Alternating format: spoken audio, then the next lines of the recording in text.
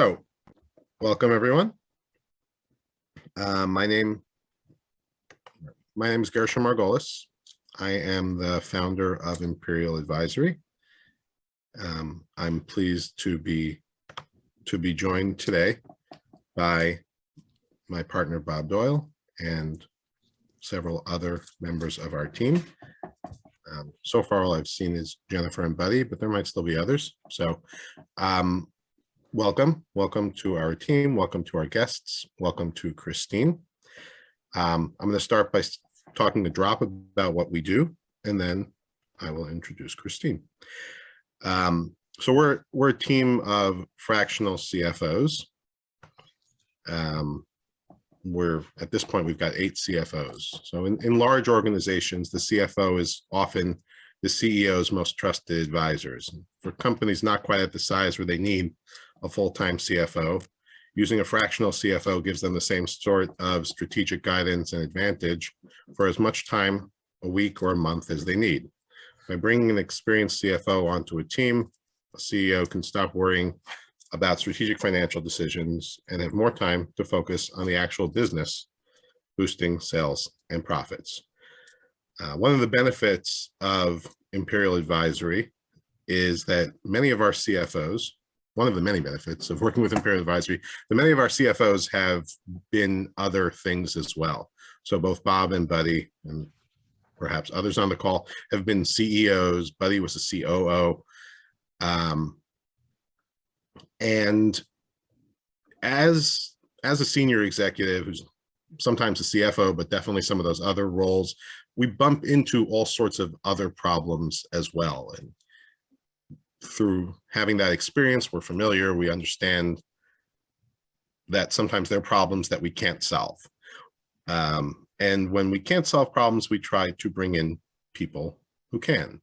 One of the problems that we bump into quite often is people need money. So that's marketing help or other things along those lines, marketing or debt. But one of the things that we bump into and that we know that is a major issue for companies is people.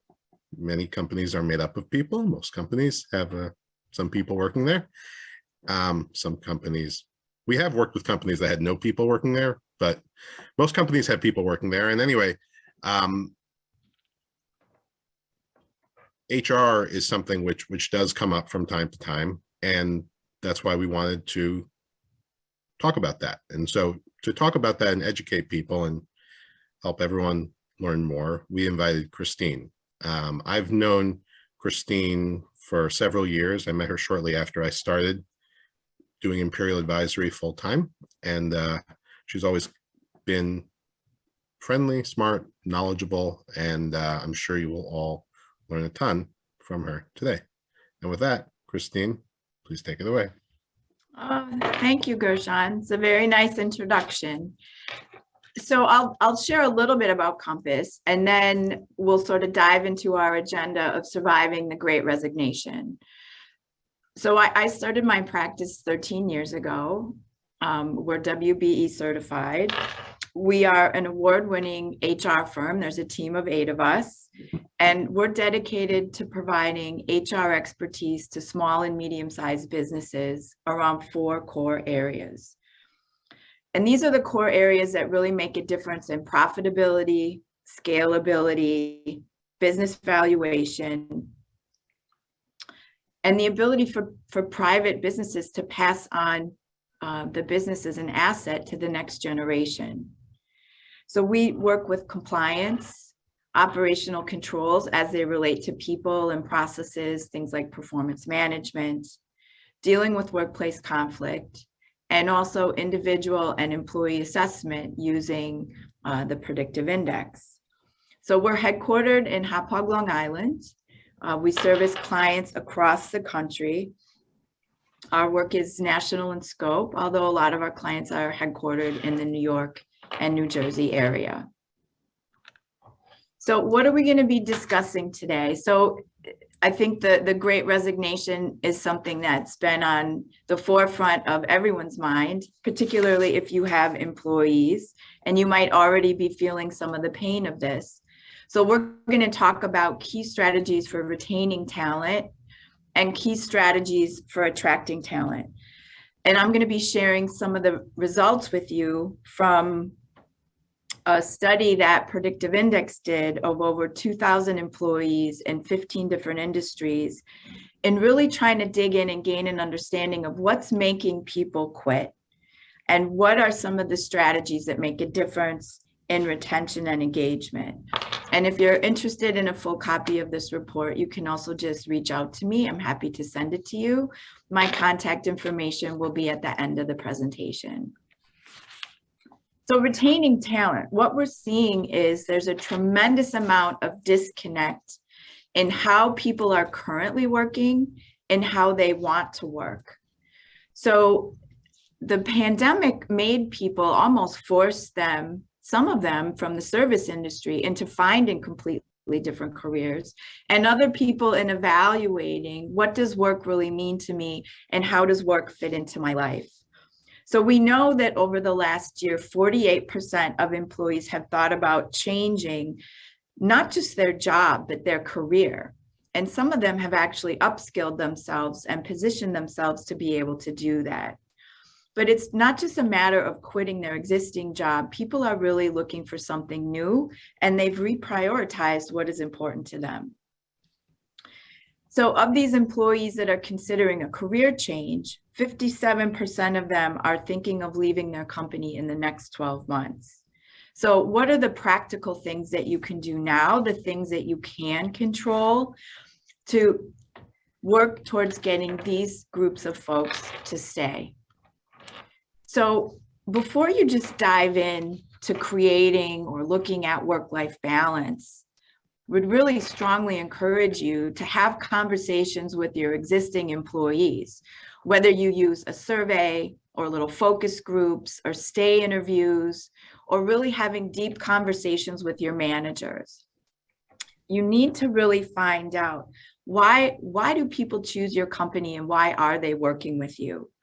And this is going to be important, you know, as we get into the recruiting aspect, that you really want to understand this. But find out what types, in their mind, what is flexibility? You know, for some people, this is shifting their start time from 9 to 9:30. So is that something that's possible, that's doable? Oftentimes that's a relatively easy fix. But flexibility means different things for different groups of employees.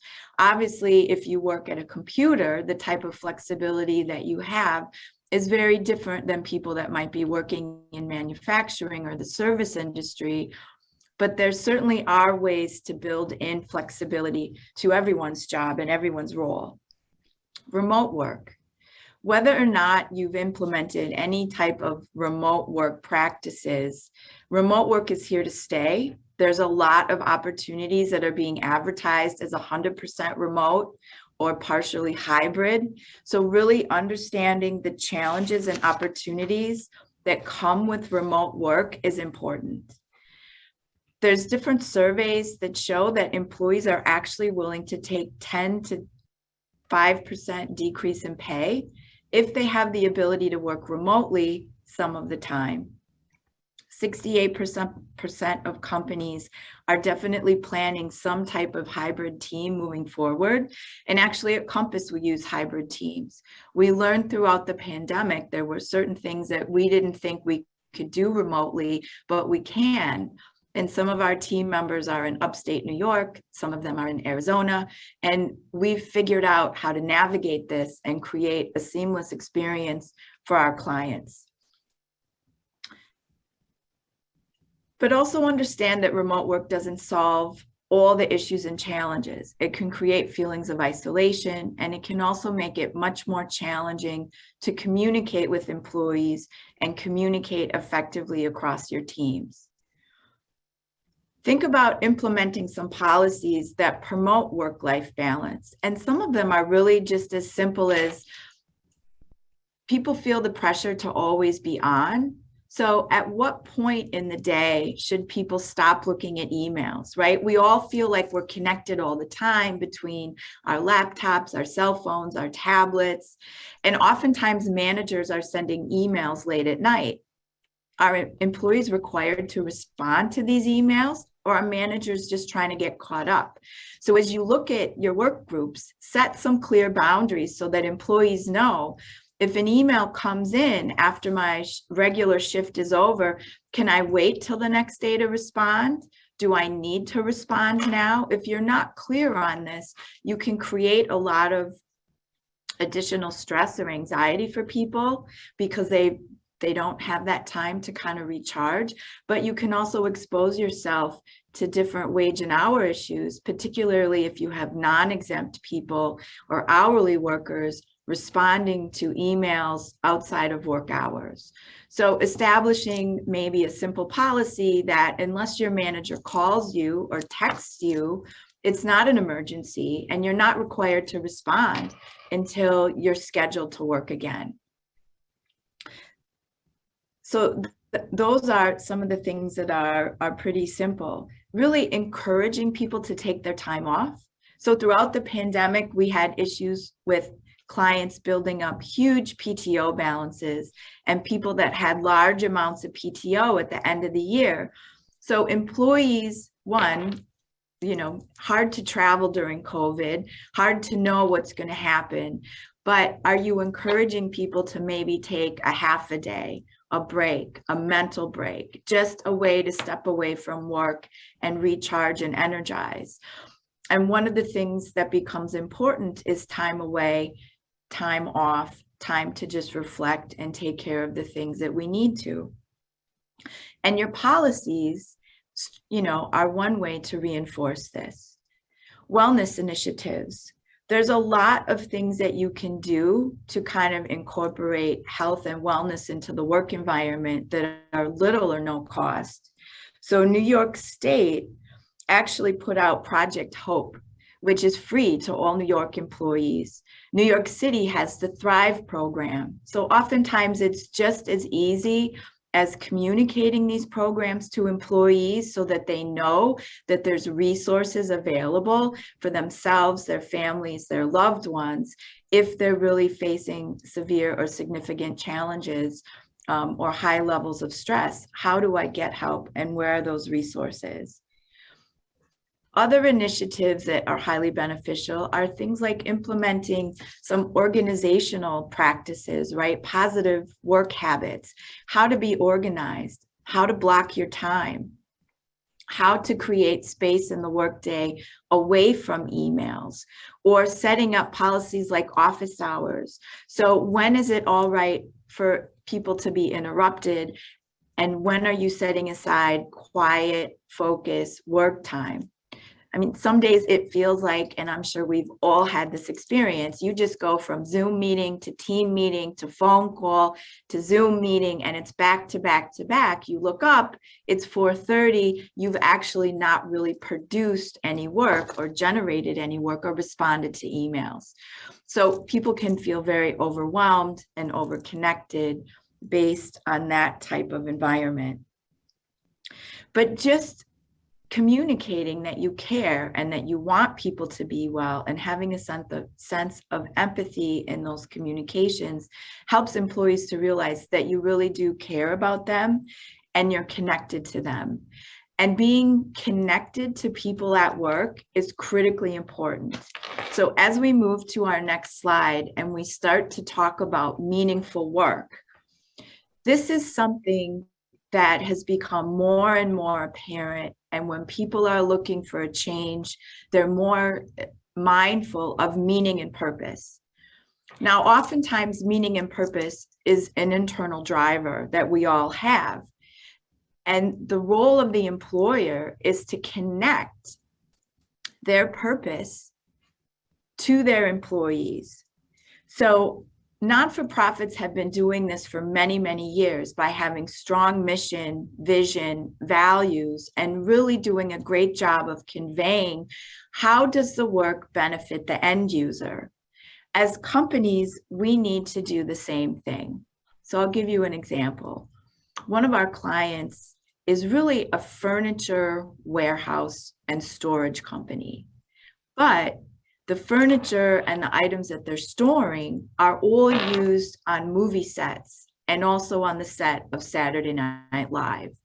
So when we recruit warehouse employees that are going to be working in a warehouse in Brooklyn with 3 gargantuan bay windows that are open all the time, no matter how hot it is or how cold it is.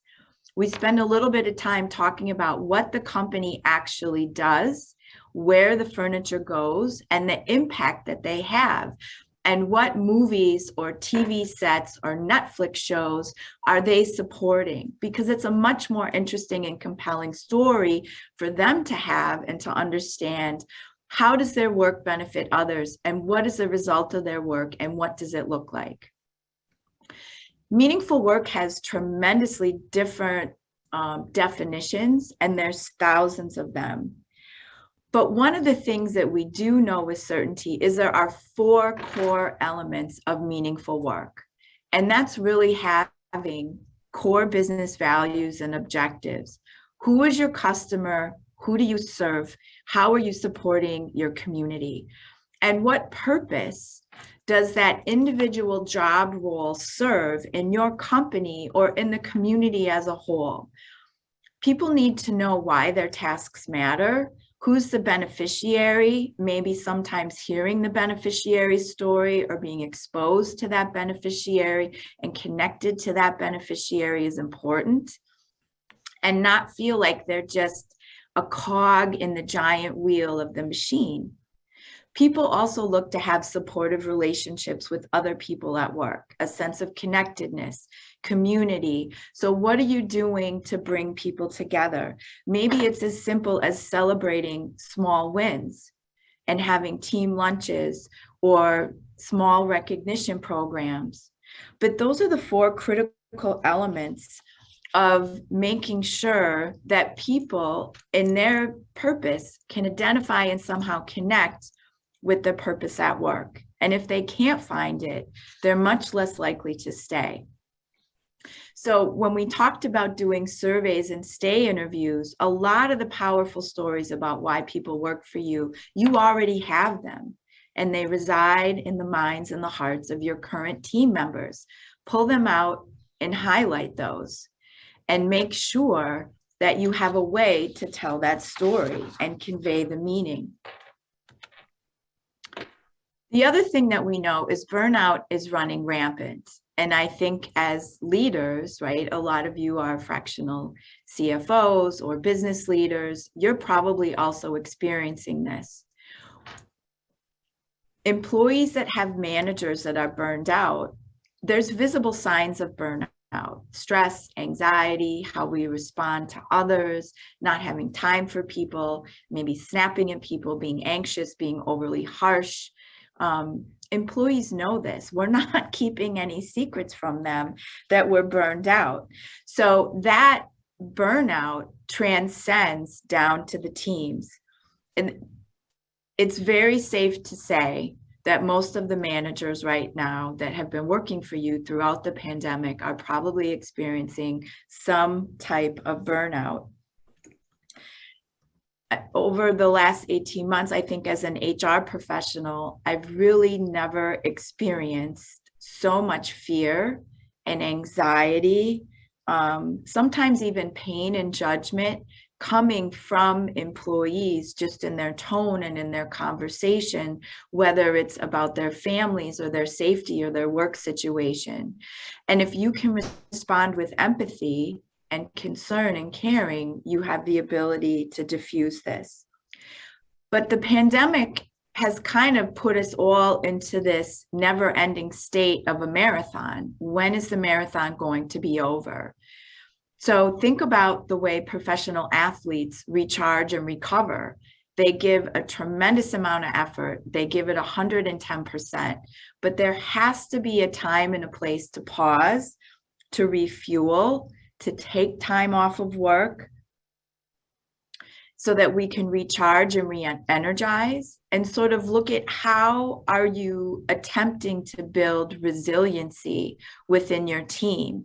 Can people rotate tasks that are particularly stressful and make that shift so that not everyone is experiencing all of that stress all the time?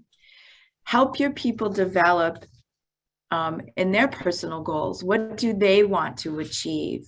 Whether it's maybe cross-training or learning a new skill or upskilling themselves, that has the ability to reduce burnout and stress and give them a new perspective and new points of view.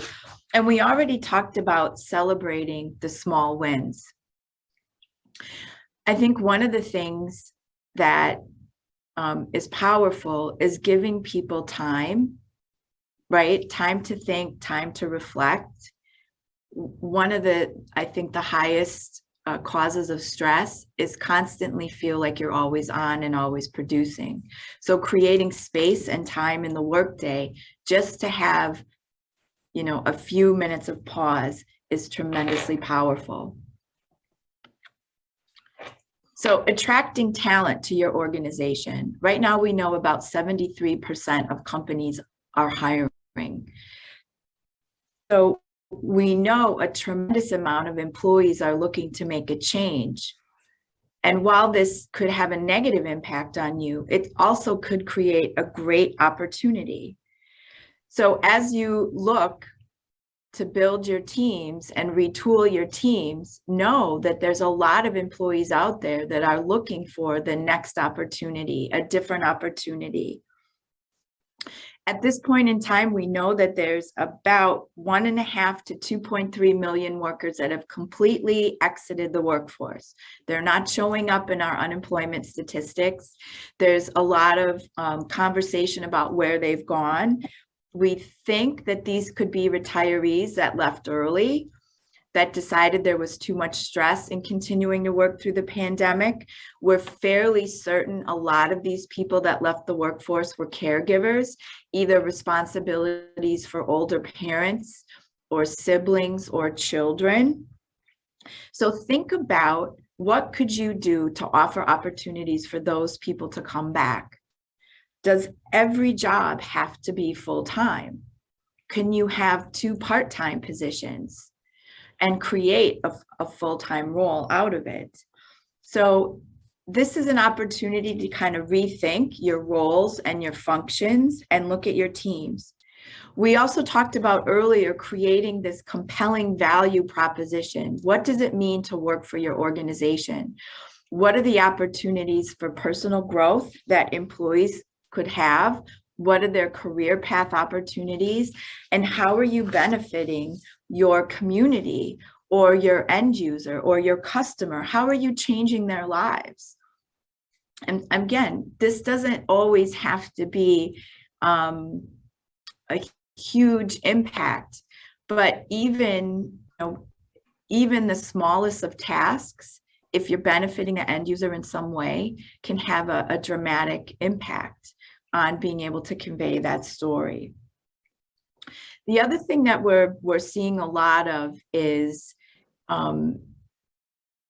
people have this notion that a lot of office jobs require a college degree. And I challenge you to really think through, do they? Do you need someone who has a 4-year college degree, or are you open and flexible to maybe someone who wants to make a change in their career and has great work experience, but doesn't have a college degree? There's some interesting statistics that between the 2 genders, how people view and look at job postings is dramatically different. So men will apply to a job if there's a 60 to 70% match between their skills and abilities and what the job is advertising. Women will not apply to a job unless there's an 80 to 90% match in what the job says it requires and what they believe their skills and abilities are. So try to keep your postings to the minimum essential requirements. You can put in things that are nice to have, but I would strongly encourage you to separate those out. There's a lack of people even applying to jobs. And if you create a very high bar and I'm eliminating myself out because I don't believe I'm qualified, you might be losing out on a great new employee who is looking to make a career change and might be a little bit short in a particular skill or ability. So things like Excel, right? Excel is something that you could send someone to a course or a class, or tool them on the job, pair them with someone who has a strong Excel skill set. So think about when you're listing out these requirements, what could you possibly modify or change? The other big issue that we're seeing is job fit. So not only are you interviewing employees, but employees are interviewing you. They want to understand, what is the role? What is my team? What is work going to feel like and look like? Most employers are so highly focused on knowledge, skills, and abilities that they forget to consider the whole person. What are my behaviors? What are my aptitudes? What motivates me? What drives me? So we kind of have this saying that we hire people for their knowledge, skills, and abilities, and then we fire them for how they behave. Well, we're not going to really be able to change people's behavior at work. So look at creating strong fit. And there's great tools available to assess employee behavior and create job profiles and overlay behavior over the required job profile so that you can make a decision. If somebody needs to be upskilled slightly, do they have all the required behaviors to communicate well, to provide customer service, and can they just be skilled or provided with some tools and training to get them onboarded and successful in your organization? Make sure that the selection process has what we call a realistic job preview. So if you sell an employee on this fantastic job, but that's not what their experience is within the first 30 days, they're either going to continue their job search, because the job that they accepted is not the job that they're experiencing. So as much as you can, figure out a way to possibly expose them to their team, have them or provide an opportunity to speak to someone who's currently in that role to give them a sense of what is the day-to-day, what is the job like, what is the team like. One of the things that we do at Compass is any employee that we onboard here goes through a team interview. And that means that they have the opportunity to present to our team, ask questions of the team, and the team has the ability to weigh in on, is this person someone that I would look forward to having on the team? Do I believe that I can build a positive work relationship with them? And is that someone that I'm going to take responsibility for in helping to make sure that this person is successful? So I do encourage you to have some rigor and some steps, but be flexible. And when you have a good understanding of the behaviors that are required for success, then you can be more flexible on knowledge, skills, and abilities. So managers are a key reason that people either stay or leave. And even throughout the Great Resignation, people don't necessarily quit their organization, they're quitting their manager. So managers have a tremendous amount of influence in, are your employees going to stay or leave? Managers need to lead by example. So we talked about work-life balance. Are your managers leading by example? Are they taking time off? Are they allowing people to take off? Are they demonstrating positive work habits? Are they taking breaks for meals so that everyone has the opportunity to take a lunch break, or they're setting the example that it's okay to take a lunch break or a 30-minute break throughout the day? Are they engaging with team members and really having conversations with them on a regular basis to check in? So one of the things that's fascinating to me is when we deal with employee complaints or employees that are concerned about communication with their manager, those managers are not having regular one-on-one face-to-face meetings with individuals in their team. They're not asking them how they're doing. They're not asking about their workload. They're not helping to prioritize and to eliminate roadblocks and hurdles. Those managers are so busy working that the people on their teams feel neglected and confused. So what we know from the PI survey and the people management report is the number one skill that people value in their supervisor is confidence. The number two skill is communication. The number three is honesty. Number four is the ability to delegate tasks. And number five is seeking feedback. All of those can be properly demonstrated in basic one-on-one, either weekly, bi-weekly, or at a minimum, once a month meetings with team members. One of the things that's missing from our environment in our lives, and a lot of this, of course, is due to the pandemic and COVID, but is some type of a sense of certainty. Employees look for some type of sense of certainty at work. They want to know and they want to have clarity around how are they allowed to work? What is expected of them? And what are their future opportunities with the company? And this takes a manager that's confident in their management strategies and can clearly communicate this strategy effectively to their people and teams. If you have people in a hybrid environment, this can even become more complicated. So one of the, again, kind of going back to behaviors, if you understand the behaviors of your people, you can understand better what's the most effective communication strategy with that person. How do they want to be rewarded and recognized? What motivates them? What drives them? How can you expand on their skills and abilities? And what kind of training and development is important? So don't neglect your managers. Your managers are really your key to success and your key to retention. Taking the time to put some initiatives in place that develop a positive workplace culture are really going to be what drives home your ability to retain and recruit employees in the future.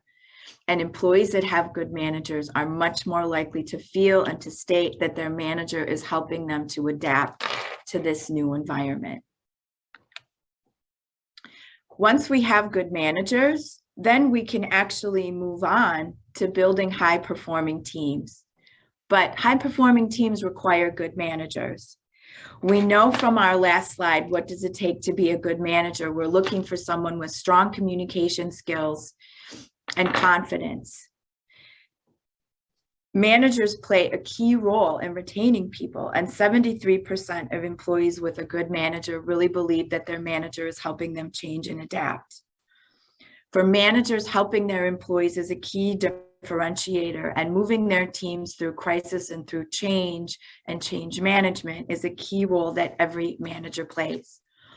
Managers that have access to their team's behavioral data and their behavioral profiles are much better adept at flexing their skills and abilities to meet that person where they are, flexing their communication style, understanding how to reach that person, connecting with them, and building a greater sense of trust and awareness with their team members. What this all comes down to is having empathy for the people that we work with, being a little bit more compassionate, understanding, and human, and giving people the time and space and some attention that they really do deserve.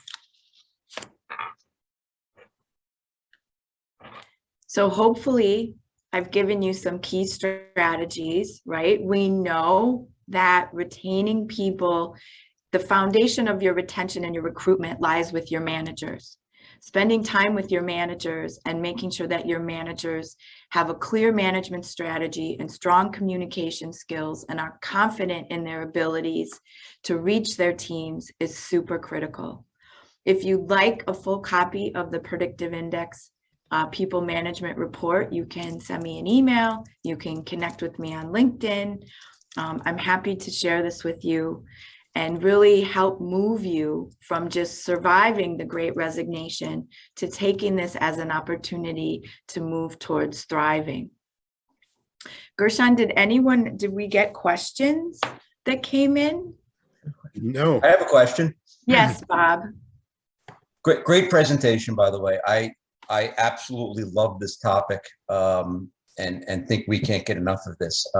My question goes to one-on-one meetings, and as a big believer in one-on-ones, one of the things I think about a lot is how often should we have them, and how long should they be?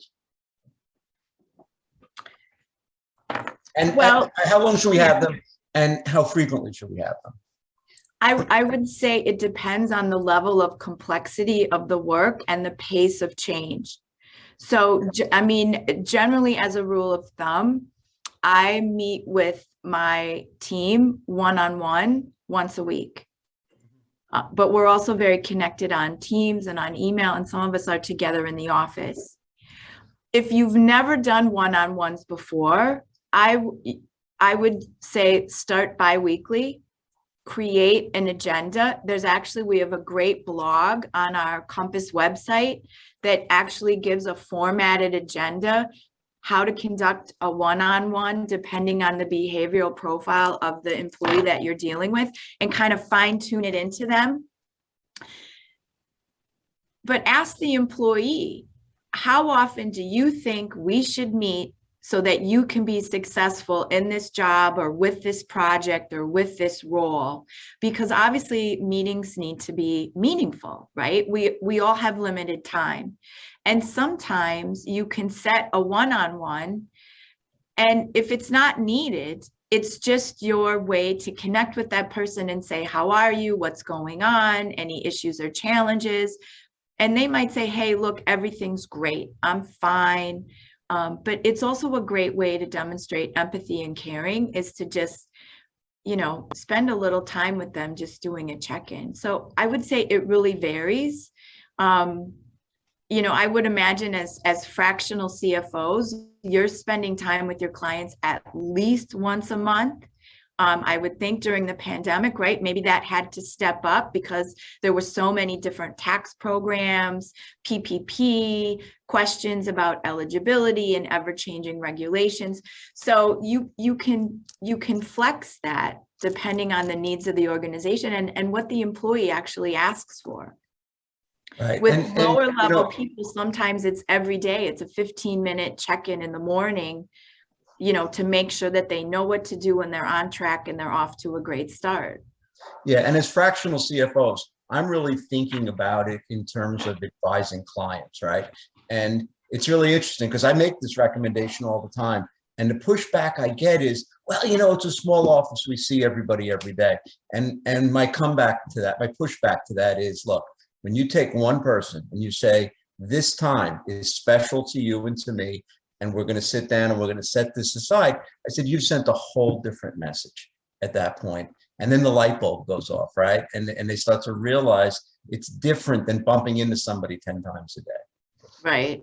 Right. And sometimes, you can relate those stories to, okay, so you're with your family every day, all day, but do you really sit down and have a meaningful conversation? And when do you do that? And how disconnected can you become quickly when those conversations aren't happening, right? Like I don't think people would have that attitude towards their spouses or their loved ones or their children, yet it's kind of amazing that the people that they spend the most time with at work, they think they don't really need to have those conversations. Right. No, good point. Thank you. Mm-hmm. Buddy had a question, then we can put it out. Yeah, Christine, I have a client in Arizona here, and I've been working with some of the managers on doing some coaching and leadership training. And one of the cultural aspects of their company is that if a manager is not working, he's not effective. So they spend little or no time leading, and their culture is to show off that they can work and outwork everybody else. My gut told me that seemed wrong to me, but I haven't seen every model out there. So if there's an example that you could give me where that's a really good cultural way of doing business, I'd like to hear it. Well, I mean, look at sports teams. Where's the coach? Coach is on the sidelines. Coach is not in the game. So if you want your team to be successful, where's the coach? And I think sometimes creating that analogy for a client in a topic that they can relate to, you know, whether it's with the Olympics is coming up, right? So where's the support team for the high-powered athlete? Like, where's, you know, I mean, I'm not a football fan, and by no means do I even know who's going to even be in the Super Bowl, but you see the coaches on the sidelines talking to each other, talking to the team members. They're not running the ball. They're not throwing the ball. They're creating the strategy, communicating the strategy, changing out the players as they recognize somebody's tired, somebody needs a break, somebody just got hurt. They're not playing the game. And that's a huge mistake that companies make. And I will say the other huge mistake companies make, and this has not changed since I graduated from college, and I'm not going to tell you what year that is, because hopefully I don't look quite that old, but do not take your highest performing team member and make them a manager just because they're the most effective and the most efficient. Oftentimes that person is a high-powered individual contributor, but their natural behaviors are not inclined to manage. And sometimes your best managers are the people that are not as technical. They're more intuitive, they're more sensing, they're more feeling, they're more empathetic. They can see the strategy that's happening in front of them, but that doesn't mean that they're the best producers of the work.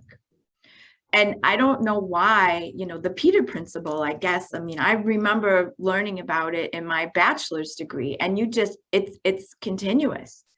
We promote internally and we anoint managers with no training, no support system, no structure, and no analysis as to why that person. That's nuts. It's really crazy behavior. Christine, the sports analogy is so good. And for someone who knows nothing about football, you seem to know a lot about football. Well, thank you. Just don't ask me who won. I know it was big games over the weekend and I have no idea. We're going to put up a poll in a minute to ask a couple of questions, and simultaneously, who else has questions for Christine? Can I ask a question? Sure. Yeah, so I'm in a bit of a different situation. It's kind of like me and 3 other guys, and we're all like, it's all very high-tech computer coding kind of guys, and it's very chaotic and fighting and yelling, and we're not so productive with the meetings, so it gets very disjointed, and you know, this guy goes over here to do this and this guy over here to do that, and it's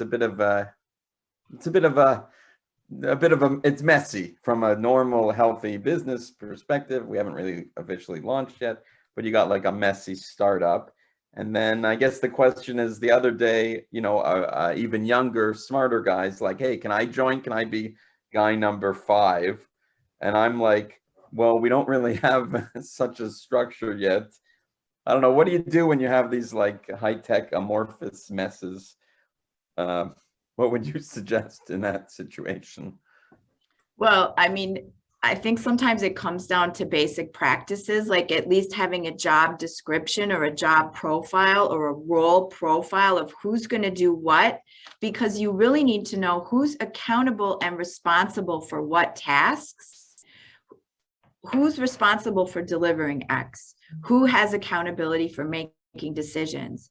And in the beginning, you know, those might be slightly fluid, but if you have 2 people that both think they're responsible for the same thing, but then nobody's responsible for this other critical task, you don't have any structure for success laid out. So I like to start with a strong foundation, basic job descriptions, and they might not be complicated in the beginning, but if you start there, you can always add and update as you go. And then clearly define what is guy number 5 going to do or guy number 4 going to do that's different from the other 3. Where are the gaps? Or where do you need more help? That's a good point. Yeah. And when you say job description, are you thinking very much kind of like a 1-page printout, Or are you thinking more like how technical do you have to get in your job description layout? Well, ideally, okay, job description should cover the classification of the employee, right? Are they exempt or non-exempt? Who do they report to? Who reports to them? What are the hours of work, right? What is the work location? And what are the essential functions? So what's required to perform this job from a knowledge, skills, abilities, education? Oftentimes high-level jobs also have competencies or behaviors built in, right? Like judgment, ability to exercise discretion. Then you want the physical requirements of the job. So does this job require lifting, bending, standing, sitting, walking? Where does the work need to be performed?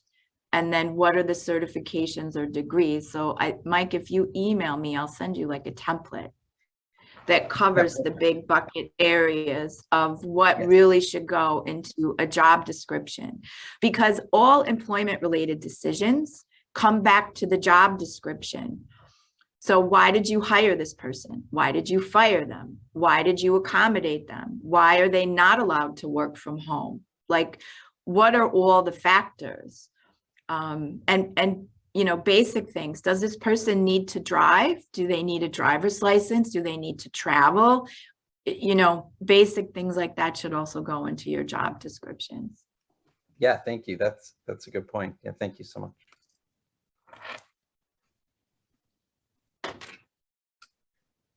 I'll just make a quick comment.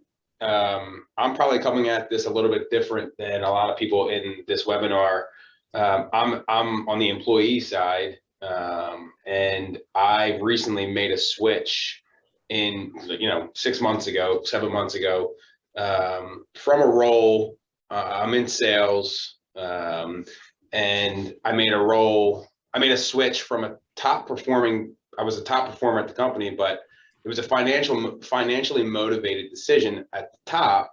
But I can say now, all that you're talking about, all the culture and the relationships and all those aspects apart from compensation have and will keep me here. I've already had other offers to come back or to go other places equal in pay to where I have no interest because of those other things that you've mentioned in this webinar. So I think it's spot on. And I'm interested in all that you're talking about because I'm in the HR field as well. But I think that everything you put on here is great information. So thank you. Oh, thank you very much. You know, Christine, I'm 100% certain it was you. We were on a webinar probably 2 years ago. And I believe you recommended the book, The Road Less Stupid. Does that sound like something you would have recommended? And Yeah. There's a quote in that book that I will never forget. And that is, anybody who thinks their customers are number one is an idiot. Your employees are number one. And, you know, I've never forgotten that quote, and I believe it wholeheartedly, because you take care of your people, they'll take care of your customers, right? And really, so much of what you said here falls directly into that lane. Yeah, I mean, sometimes I feel like we overcomplicate life, and if we focused on the basics, we wouldn't get ourselves into the pickles that we oftentimes find ourselves in. You know, the lure of technology and the latest and greatest and faster, better, smarter, but it really all comes down to the human side of doing business. I have a question.